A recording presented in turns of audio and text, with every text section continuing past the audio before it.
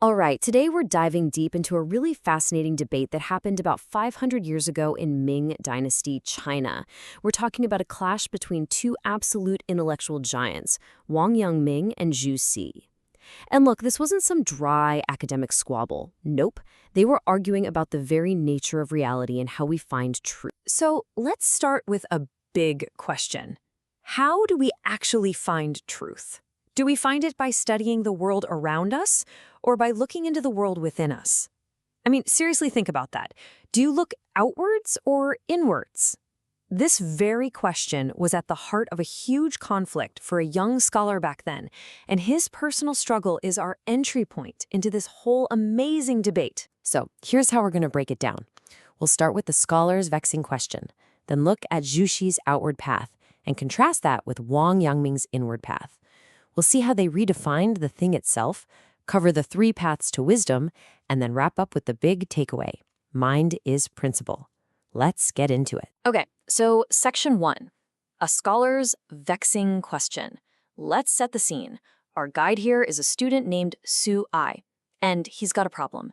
He's a really dedicated student of this philosopher, Wang Yangming, but he's completely stuck.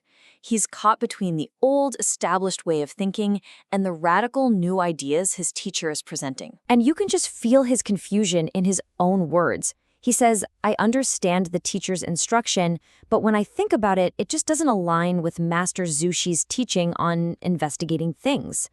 So you see the bind he's in, right? He gets what his teacher, Wang Yangming, is saying, but it directly contradicts what the great, revered Master Zhu Xi taught.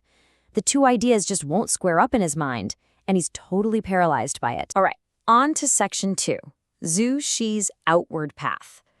So what was this established idea that had Zhu Xi in knots? Well, it came from Zhu Xi. And you can't overstate how influential this guy was.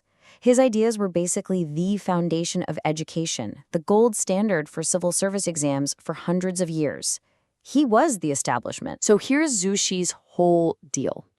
He believed that principle, they called it Li, exists out there in the world completely separate from us.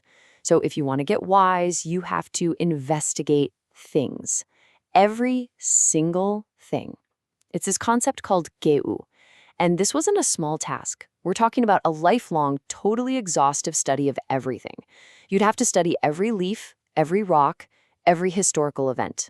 For Zhu Xi, truth was fundamentally external. It was out there, and your job was to go out and collect it, piece by tiny piece. Next up, section 3, Wang Yangming's inward path.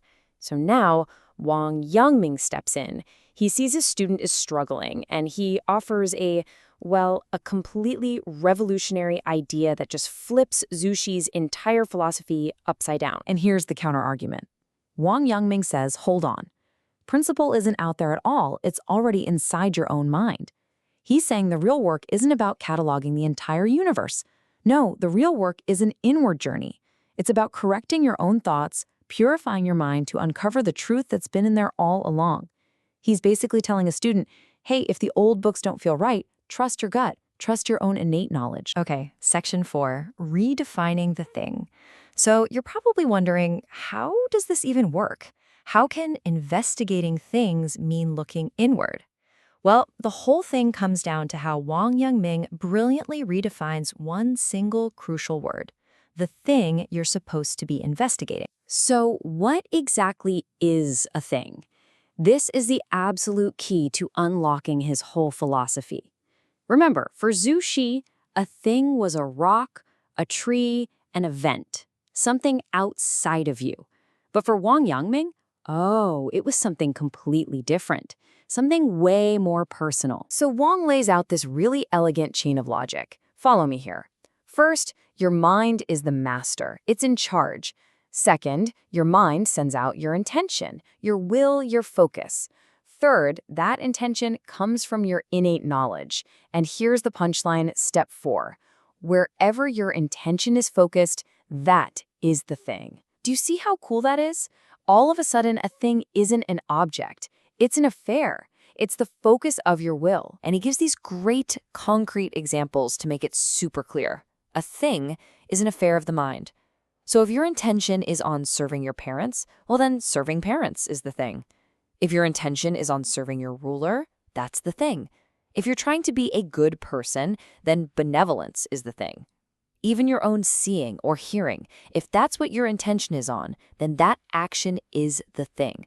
So investigating things isn't about studying the outside world, it's about correcting your own intentions. It's about making sure the affairs of your mind are in order. All right, moving on to section 5, 3 paths to wisdom.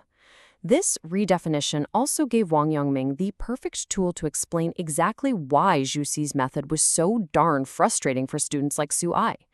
He basically said the old way was asking people to start the race at the finish line. So Wang broke it down like this. There are 3 kinds of people on the path to wisdom. First, you've got your sages, the truly enlightened ones. They're just born to know it. Their minds are already clear. Then you have the diligent students who have to learn to know it through study and reflection. And finally, you have most of us, the beginners, who have to struggle to know it. It takes real work. Now here's Wang's critique of Zhu Xi's method. He said Zhu Xi told everyone to start at the top, to act like a sage. He told beginners to try and grasp all the principles of the entire universe at once. And that, Wang said, is just impossible. It leaves you with no idea where to even begin. And that brings us to our final section, the big takeaway. Mind is principle. This is the conclusion of the whole argument, the real aha moment that solved Zhu Xi's confusion and ties this whole philosophy together. And it all comes down to this single powerful phrase. No principle outside the mind, no thing outside the mind. Just let that sink in for a second. In one clean sentence, the entire debate is over.